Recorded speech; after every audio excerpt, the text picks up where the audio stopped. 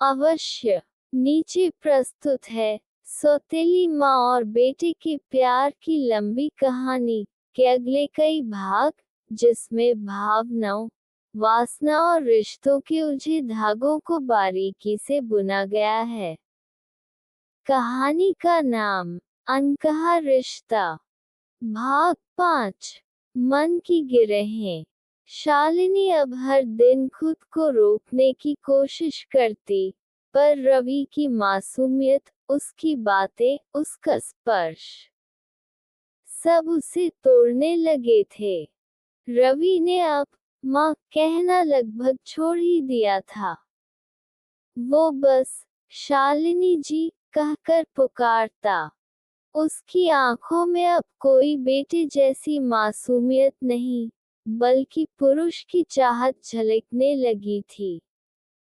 शालिनी कई बार आईने के सामने खुद से पूछती, क्या मैं पाप कर रही हूँ? क्या मेरा रवि अब मेरा बेटा नहीं रहा? पर जवाब में आईना भी चुप था। वो भी मान चुका था, ये रिश्ता समाज से ऊपर जा चुका है। दोस्तों, अगर आपको हमारी कहानी पसंद आ रही हो तो हमारे चैनल को सब्सक्राइब जरूर करना और वीडियो को लाइक करना तो बिल्कुल मत भूलना, और कमेंट में जरूर बताना कि आपको कैसी कहानी पसंद है। और दोस्तों, हाँ, ध्यान से एक और बात सुनिए कि यह जो भाग चल रहे हैं, इन भागों में अगला भाग सुनने के लिए हमारे चैनल सब्सक्राइब जरूर करना, ताकि आपको अगला भाग सुनने में कोई परेशानी ना हो। धन्यवाद आपका दोस्तों। भाग 6। पहली रात। उस दिन रवि का जन्मदिन था। पिताजी किसी कारण से शहर से बाहर थे। शालिनी ने घर में अकेले ही उसके लिए केक बनाया, उसके लिए शर्ट खरीदी और सजा संवार कर उसके सामने आई। लाल साड़ी, खुले बाल और गजरा। रवि की आंखें थम गईं। कैसी लग रही हूँ? शालिनी ने मुस्कुराते हुए पूछा। रवि पास आया और धीरे से बोला, आप मेरी जिंदगी की सबसे खूबसूरत औरत हैं। शालिनी ने उसकी आंखों में देखा, और दोनों के बीच की आखिरी दीवार उस दिन टूट गई। रात को चुपचाप रवि के कमरे में शालिनी आई, एक माँ की तरह नहीं, एक प्रेमिका की तरह।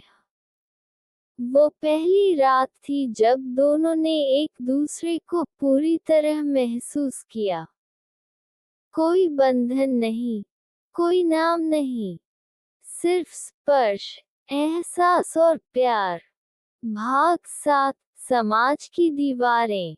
अगले कुछ दिनों में दोनों जैसे एक अलग ही दुनिया में जीने लगे थे। सुबह की चाय से लेकर रात की बातचीत तक, सब में एक चुपचाप प्यार बहता था। पर वो कहते हैं, न छुपा हुआ प्यार भी कभी कभी बोल उठता है। पड़ोस की एक महिला, जिसे रवि अक्सर शालिनी को प्यार से देखता मिला करता था, उसने गांव में बात फैला दी। सौतेली माँ बेटे में कुछ गलत चल रहा है। गांव वालों की आंखें बदलने लगी, बातें होने लगी। रवि के पिताजी भी एक दिन अचानक लौटे और देखा रवि और शालिनी एक कमरे में साथ, बिल्कुल पास। उनकी आंखें भर आईं। वो बिना कुछ कहे घर छोड़कर चले गए। भाग 8। अब कोई रोक नहीं। अब इस घर में कोई बंधन नहीं था। कोई रोकने वाला नहीं, कोई टोकने वाला नहीं।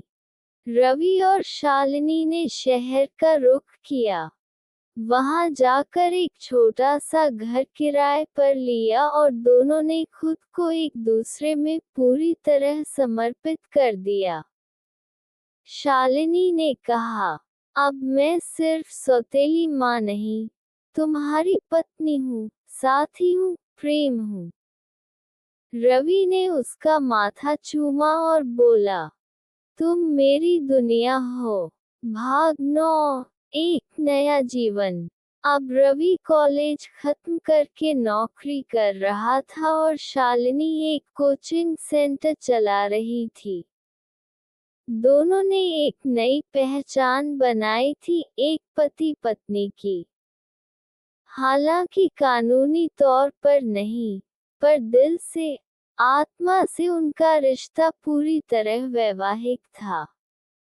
उनकी रातें अब और भी गहरी होती जा रही थी, जहां सिर्फ शरीर नहीं, आत्माएं मिलती थीं। रवि की बाहों में शालिनी खुद को पूरी तरह सुरक्षित महसूस करती थी। भाग 10, सवाल फिर लौटे। पर क्या प्यार यूं ही चैन लेने देता है? शालिनी को एक दिन अस्पताल में पता चला वो मां बनने वाली है। रवि खुश हो गया, पर शालिनी डर गई। लोग क्या कहेंगे? ये बच्चा किस नाम से पैदा होगा? रवि ने उसका हाथ थाम लिया। हमारा बच्चा हमारे प्यार की निशानी होगा। ये दुनिया हमें पहचान दे या न दे, हम एक दूसरे को पहचानते हैं, बस इतना ही काफी है। जारी है। क्या आप चाहेंगे कि मैं इस कहानी को भाग 11 से 20 तक और आगे बढ़ाऊं, जिसमें उनके बच्चे का जन्म, समाज से टकराव और भावनात्मक संघर्षों का और भी गहराई से चित्रण हो? बस हाँ कहिए, मैं अगला भाग अभी लिख देता हूँ।